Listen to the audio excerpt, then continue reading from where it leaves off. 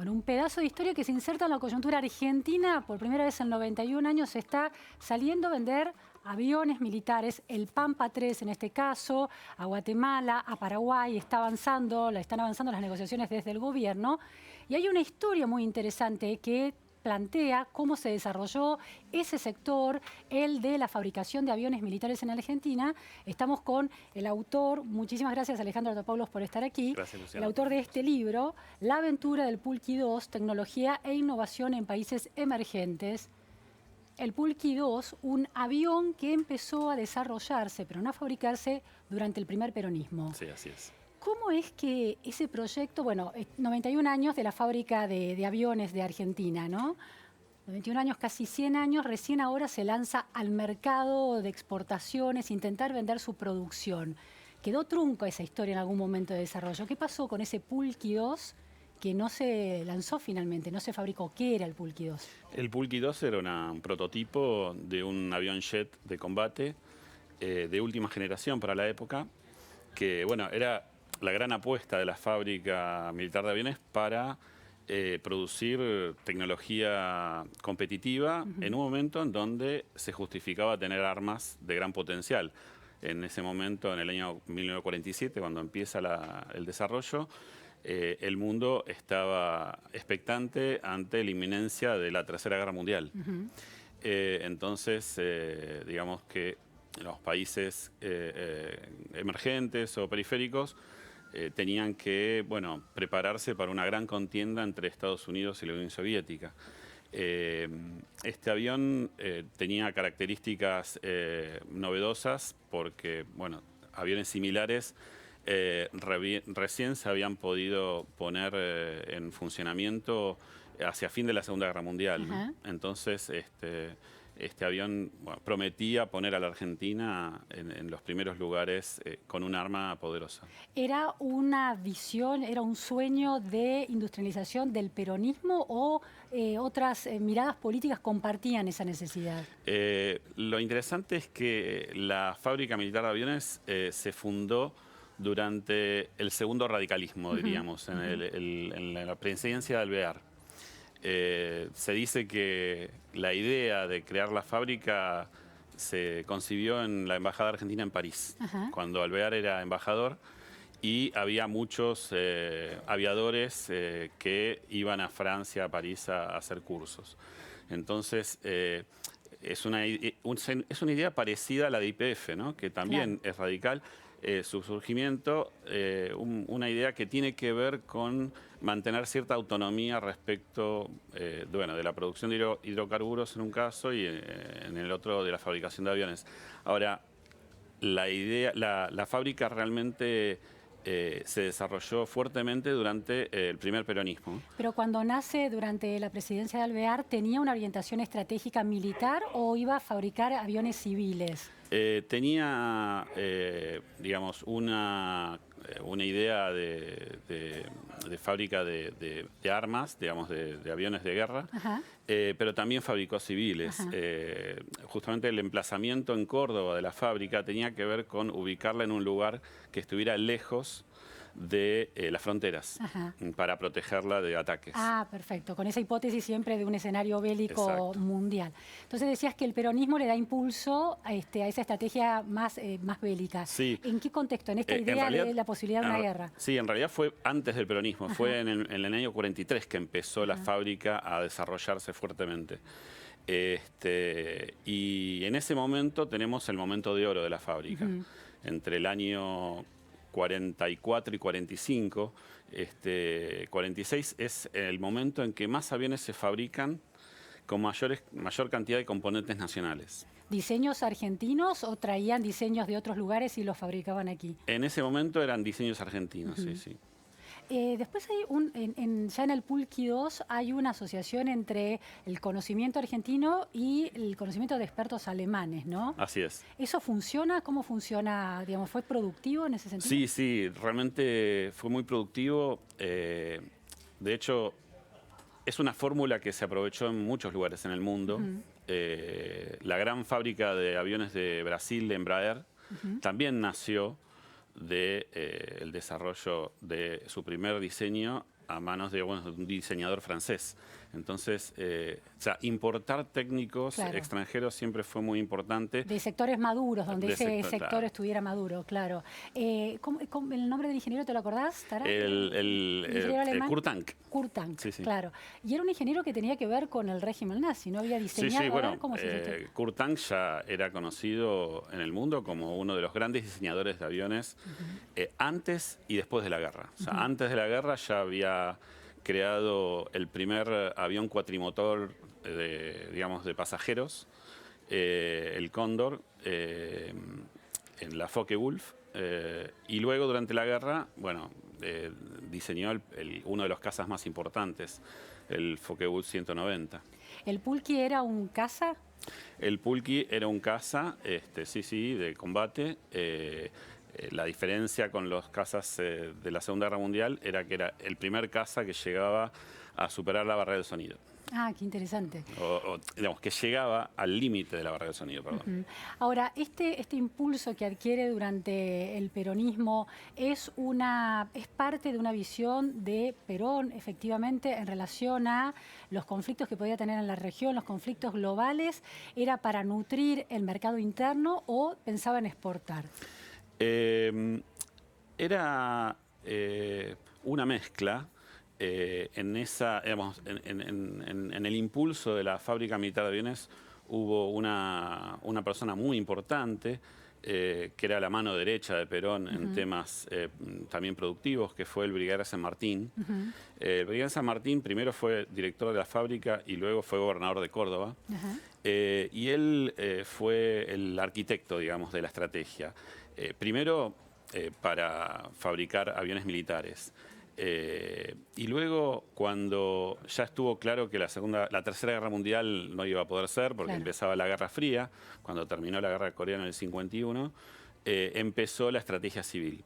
Pero la estrategia civil tuvo que ver con el desarrollo del mercado interno. Digamos, en la Argentina en ese momento, más que exportar, necesitaba sustituir importaciones de bienes de capital. Entonces, fabricar tractores... bueno, fabricar camionetas, autos, era lo principal. Entonces, ahí es cuando se fabricó el primer auto de serie en la Argentina. Es decir, que de alguna manera esa carrera del desarrollo de la fabricación de aviones queda interceptada por otra mirada estratégica, que compiten. Sí, sí, sí. Y esa decisión fue una de las decisiones trascendentales durante el peronismo. En mi libro yo pongo, bueno, el Pulqui tuvo que morir para que naciera el Torino. Interesante. Digamos, hay una relación muy directa entre el Pulqui, el Torino y el desarrollo nuclear. Digamos, ¿El Pulqui llega a ser un prototipo exitoso? ¿Se lo testea, se lo fabrica y se lo pone en el cielo y funciona? Sí, sí, sí. Fue tan exitoso que hubo interés del gobierno norteamericano durante la Guerra de Corea para comprar el diseño. Porque era un avión que era mucho más performante que el Supar norteamericano. Pero bueno, por esas cosas de la política no pudo ser la transacción. Sí, no fue un problema de conocimiento y de estar a la altura del desafío tecnológico, sino un problema de decisión política estratégica. Sí, exacto. Y ahora, la fábrica militar, la fábrica de aviones argentinos está instalada en la ciudad de Córdoba y vos cruzás esa historia con la del desarrollo de la industria automotriz. Que también se instala en Córdoba. Exactamente. ¿Cómo es eso? Bueno, cuando está claro que digamos que la Argentina tenía necesidad de sustituir importaciones y no iba a suceder la Tercera Guerra Mundial, el gobierno empieza a buscar tecnologías de fabricación en serie para instalar fábricas modernas de autos. Y logran hacer un contrato con el industrial americano Kaiser, que instala su fábrica, Industrias Kaiser Argentina, ICA, empieza la construcción en 1953 y terminan de ponerla en funcionamiento en el fines del 55, y el primer auto de serie sale en febrero del 56. Cuando ya Perón no estaba en el gobierno. Claro, claro. Y ahí es todo el desarrollo de esa industria durante más de 10 años, ¿no? Se consolida Sí, ese sí, sector sí, sí. en Córdoba. ¿Y por qué no se retoma la idea de la fabricación de aviones? ¿La Guerra Fría disipa ese proyecto o es una característica del mercado de aviones en la Argentina que Brasil, por ejemplo, no comparte en términos de historia? Eh, la razón por la cual Argentina nunca pudo poner a exportar la fábrica militar de aviones tiene que ver con el funcionamiento de la fábrica. Ajá. La única vez que la fábrica tuvo un director durante muchos años fue durante el peronismo. Después, por las interrupciones institucionales y, digamos, por los problemas propios del aprendizaje, digamos, los directores iban sucediendo cada 2 años o un año y difícilmente la fábrica podía, digamos, tener continuidad. También había problemas económicos. Claro. Estas fábricas son muy demandantes de dólares, entonces la Argentina, como sabemos, siempre tiene algún cuello de botella del stop and go, y entonces lamentablemente no pudo hacerlo. En Brasil, la fábrica Embraer se creó en 1969 Sí. y el primer avión que exportaron fue en 1975. Ajá. O sea, y es un desarrollo, la fábrica de Embraer es un desarrollo también de política de Estado que tenía que ver con, en principio, con la fabricación de aviones militares. Sí, ¿O sí. nace- El primer cliente del primer modelo, que es el Bandeirante, fue la Fuerza Aérea Brasilera. Ajá. Y ese desarrollo superior y más sostenido en Brasil de ese sector tiene que ver con que con una decisión estratégica, Brasil con una posición más clara en términos a los desafíos regionales bélicos que podían darse. ¿Cómo es eso? En Brasil lo que sucedió fue que empezó como un proyecto militar, pero luego se volvió civil. Digamos, y coincidió justamente con la apertura de nuevos mercados, de Claro. aviones chicos. Claro. Entonces, hay mucho de timing y de suerte en el desarrollo digamos, de Embraer como gran fábrica de aviones. Igual, bueno, la noticia de este año fue que Embraer fue adquirida por Boeing. Ajá. Entonces ya Embraer no sabemos cómo se va a llamar. Claro, y deja de ser de capital nacional brasilero, Así de es. alguna manera. ¿O interviene el Estado también en esa compañía? No, es puramente civil y ahora, digamos, va a ser de 80% Boeing, 20% Embraer. Ajá. Alejandro, decías también que la historia del pulqui y el sector de fabricación de aviones militares se cruza con la de la industria automotriz y también con la energía nuclear. Sí, así es. ¿En qué sentido? Bueno, el primer, digamos, gran proyecto del sector nuclear de la Argentina fallido es el de la isla Huemul. Claro, estuvo Mario Mariscotti hace unas semanas aquí contando ese fantástico. proyecto. Bueno, el doctor Richter básicamente lo trajo el doctor Kurt Tank, porque Kurt Tank creía en la aviación nuclear. Claro. Entonces tuvo el apoyo de Tank y durante un tiempo estuvo en Córdoba, después se fue a la isla Huemul. Alemanes los dos también, Sí, claro. sí. Y bueno, finalmente, una vez que se probó que lo de Richter era un fraude, empezó, bueno, la historia en serio, pero claramente hay una relación, digamos, estratégica Claro. también, ¿no? De la necesidad de armarse o de tener el poder nuclear. Una visión común, ¿no? ¿Cómo es que durante tantas décadas, bueno, porque hoy yo contaba, la noticia es que se están vendiendo aviones Pampa 3 por primera vez a Paraguay, en principio se venderían 6, a Guatemala hay algunos conflictos, pero se han vendido ya 2 aviones.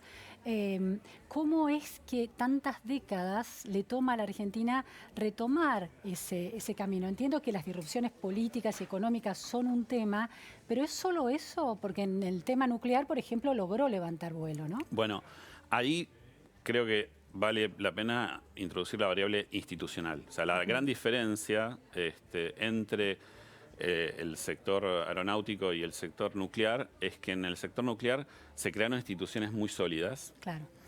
Que apuntaron al desarrollo y a la investigación. Entonces, se pudieron generar capacidades de desarrollo tecnológico propio. Claro. En cambio, en el sector aeronáutico fue espasmódico el desarrollo. Hubo efectivamente acumulación de conocimientos, pero luego se perdían. Claro. Entonces, lamentablemente, digamos, la Argentina tiene este problema sistémico en donde no tiene una estrategia institucional sólida, eligiendo a los sectores que va a desarrollar, ¿no? Claro, es interesante. Lo tuvo claro con la energía nuclear, pero no lo tuvo claro con la aviación, con la fabricación de aviones. ¿Puede tener que ver los conflictos que se daban al interior del partido militar a lo largo del siglo XX, en el sentido de que la Fuerza Aérea no era la que tenía la mayor preponderancia política en la toma de decisiones? ¿En los golpes militares, en los sucesivos gobiernos militares que ha habido? Puede ser, es un componente de la fórmula, pero también tiene que ver con que el sector aeronáutico es muy dependiente de los sectores civiles. O sea, las grandes fábricas de aviones necesitan de tener una estrategia de venta de aviones civiles mucho más sostenida para poder sostener luego los negocios militares. Claro. Eso en el sector nuclear no sucede mucho. Digamos, Claro. el sector nuclear es más del sector de la energía, entonces es más sencillo, digamos, sostener las impresiones en el tiempo. Claro. Yo creo que el sector aeronáutico se parece mucho a la automotriz. De hecho, hay muchas conexiones entre uno y otro, ¿no? Entonces, está más sujeto a las estacionalidades, a las crisis económicas, exacto, a las subas y bajas. Sí, y también al tema de los componentes nacionales versus los componentes importados, ¿no? ¿Aquel pulqui que se pretendía fabricar iba a tener componentes nacionales? ¿En qué porcentaje? ¿Estaba calculado? Era muy bajo el porcentaje. Claro. De hecho, es muy parecido al Pampa. Digo, claro. el componente del Pampa es el 12%. Claro, que aumentó, logró aumentar, ¿no? Tenía el 2% sí, y ahora tiene el 12%. Que es muy bajo, realmente claro, muy bajo. Y por eso se descartó el proyecto, ¿no? Justamente el estrangulamiento externo hizo que el pulqui no fuera viable. Claro. Y en el caso de una tecnología como la que incluye el Pampa 3, con esa fórmula de un 12% de componentes nacionales apenas, ¿es competitivo? A ver, lo competitivo del avión Pampa es versus la competencia, ¿sí? Digamos, el avión es competitivo en términos de las prestaciones y la tecnología. Ahora, ¿es necesario para la Argentina desarrollar ese avión? Es muy discutible, justamente por el tema de, digamos, de la demanda de dólares que tiene. Digamos, cada avión sale 9 millones de dólares y bueno, solamente el 12% se puede sustituir. Claro, ahora hay un conflicto además porque Argentina le iba a entregar a Bolivia como parte de sus transacciones de energía un avión Pampa 3, pero Israel está poniendo reparos, tiene mala relación diplomática con Bolivia, pero componentes israelíes son parte del Pampa 3, así que tiene que dar su autorización. Probablemente también. El porcentaje de Israel es mayor. Claro. Y también hay que evaluarlo en otros términos. Yo creo que el debate del desarrollo en la Argentina tiene que estar más centrado en la cantidad de empleos de calidad que genera. En la fábrica hoy están trabajando 780, 800 empleados. Embraer hoy tiene 19.000 empleados. ¿Pero eso es porque tiene más mercados o el mercado interno es más grande? No, tiene más mercados, porque realmente ha tenido un gran desarrollo. Y la verdad es que, digamos, frente a, por ejemplo, las industrias del conocimiento, el software, no tiene mucho sentido, digamos, seguir apostando por la industria aeronáutica hoy.